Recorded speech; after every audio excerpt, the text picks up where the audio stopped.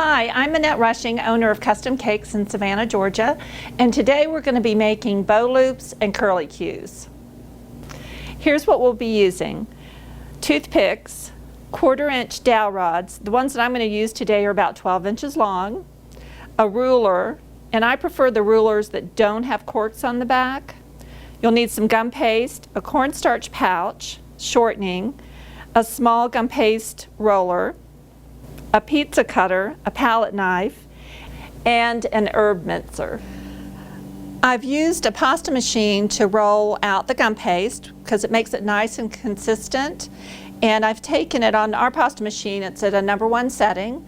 You'll need to check your pasta machine. #1 may be the widest setting. #1 on ours is the smallest setting. And I like to roll out several pieces at a time, and to keep it from drying out, I use a cellophane bag that I get at a craft store, and I cut one side and one side, and that makes a nice flap to cover the gum paste with. Also too, I've got a really inexpensive plastic placemat,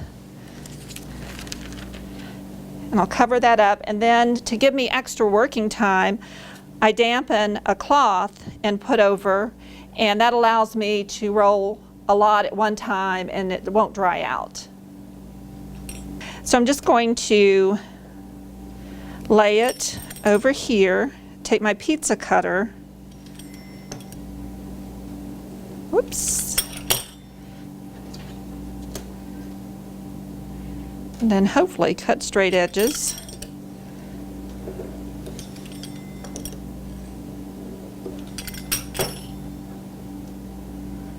Okay, that's going to be enough. So we'll put this back under here so it doesn't dry out. I like my bow loops to be 6 inches long. So we'll cut these, and these will be 6 inches. All right, so to form the bow loop, I'm going to use a toothpick and just place it like so in the middle, and then I'll bring this edge over just like a sandwich,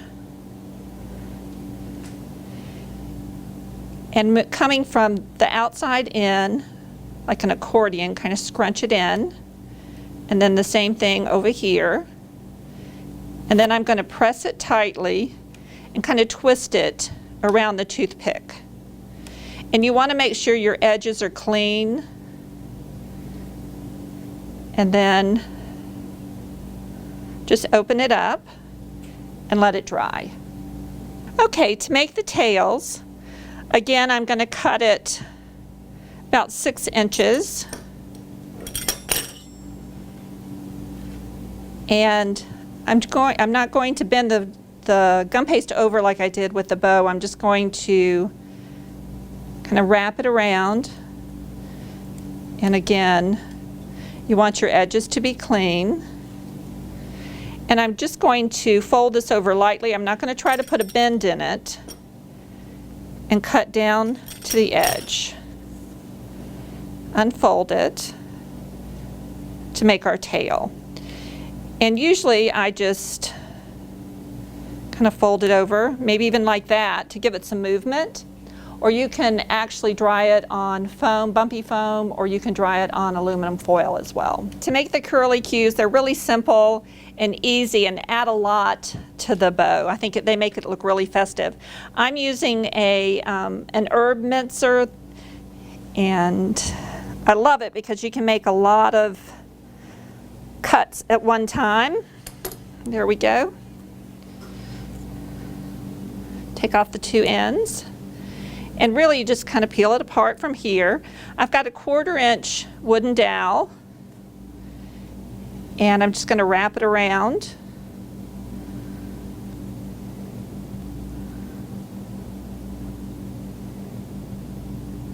And then to get it off, all you need to do is just pull it. It comes right off. You don't need to put any sort of shortening or anything on the dowel. It just pulls right off.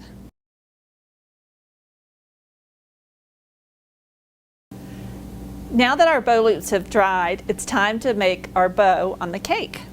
What I'm going to use as glue to kind of anchor the bows will be just a little bit of buttercream and pipe it in the center of my cake.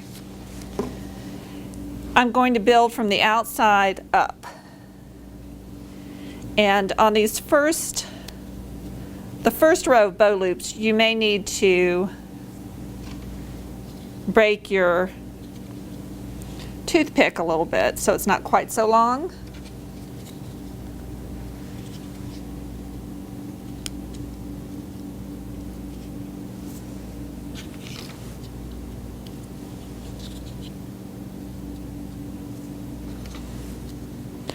I usually use, if I have some bow loops that are a little bit flatter, I'll use those for the bottom ones. And like I said, we're just building it around the bottom. Generally speaking, I like to use about 16 to 18 loops because I like my bows really big and puffy. Okay, there we go. Now we've got our bottom row on, and we're going to start adding more loops. And I'm going to start adding the loops in between the loops I already have down.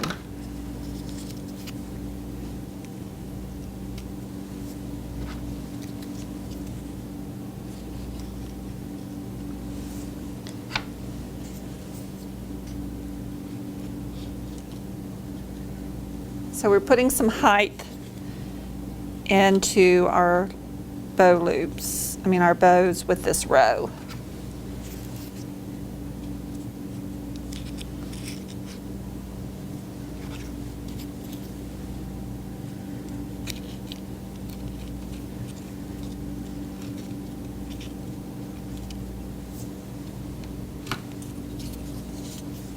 Okay, now for the third row, they're more up, straight up.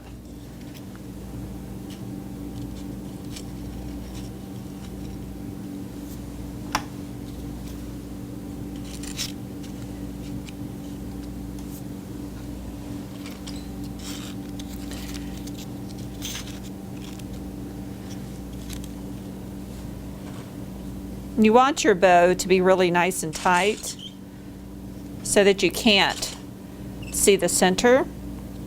And any places where you do have an opening or a little bit of a gap, you can go back with your tails and start filling in.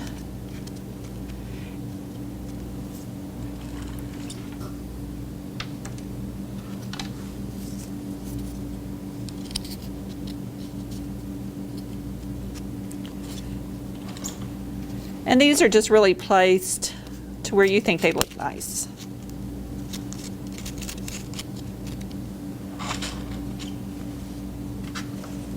And you can use as many or as few of them as you want. Now the curly cues, same thing, just kind of put them in where you have a little bit of an opening. And they just kind of give it a little extra height. And I think add a little bit of fun to it.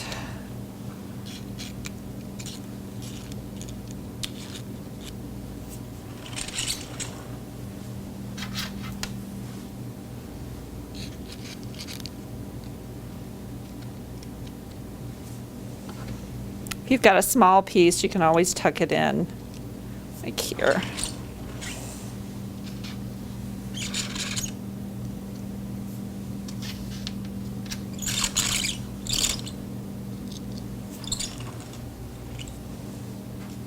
Okay, there you go.